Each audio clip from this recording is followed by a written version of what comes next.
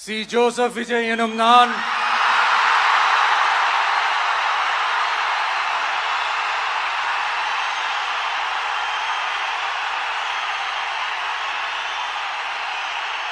சட்டப்படி அமைக்கப்பெற்ற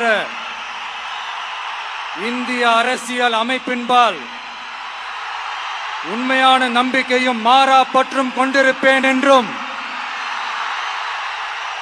இந்திய நாட்டின் ஒப்பில்லாத முழு முதல் ஆட்சியையும் ஒருமையையும் நிலை நிறுத்துவேன் என்றும் தமிழ்நாட்டு அரசின் முதலமைச்சராக